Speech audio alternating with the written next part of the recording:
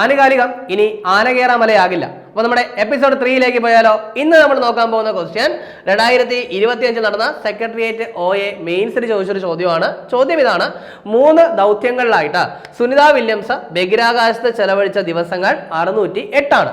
എന്നാൽ 675 ദിവസം ബഹിരാകാശത്ത് ചെലവഴിച്ച US ബഹിരാകാശ സഞ്ചാരി ആര് എന്നാണ് ചോദ്യം. അപ്പോൾ വില്യം സോംബുഷ് ഉണ്ട്, പെഗ്ഗി വിൽസൺ ഉണ്ട്, അലക്സാണ്ടർ ഗോർബുനോവ് ഉണ്ട്, നിക് ഹേഗ് ഉണ്ട്. അപ്പോൾ അതിന്റെ റൈറ്റ് ആൻസർ എന്ന് പറയുന്നത് പെഗ്ഗി വിൽസൺ ആണ്. സോ ഈ ചോദ്യം നമ്മുടെ കറണ്ട് അഫയേഴ്സ് ബുക്കിൽ എവിടെയാണ് കൊടുത്തിരിക്കുന്നത് നമുക്ക് നോക്കാം. അപ്പോൾ നമ്മുടെ കറണ്ട് അഫയേഴ്സ് ബുക്കിൽ സ്പേസിന്റെ ഒരു ഏരിയ ഉണ്ട്, നമ്മുടെ ബഹിരാകാശ ദൗത്യങ്ങളുടെ ഒരു ഏരിയ ഉണ്ട്. അവിടെ സുനിത വില്യംസുമായിട്ട് ബന്ധപ്പെട്ട, അതായത് ബോയിങ് സ്റ്റാർ ലൈനറിന് വേണ്ടിയിട്ട് നമ്മളൊരു പ്രത്യേക കോളം തന്നെ സെറ്റ് ചെയ്തിട്ടുണ്ട്. ആ കോളത്തിൽ നിങ്ങളൊന്ന് ശ്രദ്ധിച്ച് നോക്കിയാൽ മനസ്സിലാവും 3 ദൗത്യങ്ങളിലായിട്ട് സുനിത വില്യംസ് ബഹിരാകാശത്ത് ചിലവഴിച്ചത് 608 ദിവസമാണ്.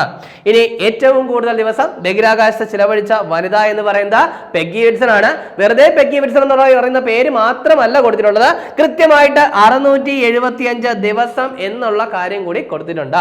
അപ്പോൾ ഇതുപോലുള്ള കൂടുതൽ കറണ്ട് അഫയേഴ്സ് കാര്യങ്ങൾ അറിയാനായിട്ട്, കറണ്ട് അഫയേഴ്സിലെ മാർക്ക് സ്കോർ ചെയ്യാനായിട്ട് ടാലന്റ് റീസെന്റ് ആയിട്ട് പുറത്തിറക്കിയ special edition current affairs purchase ചെയ്യുക, പഠിക്കുക, കറണ്ട് അഫയേഴ്സിലെ മാർക്ക് സ്കോർ ചെയ്യുക.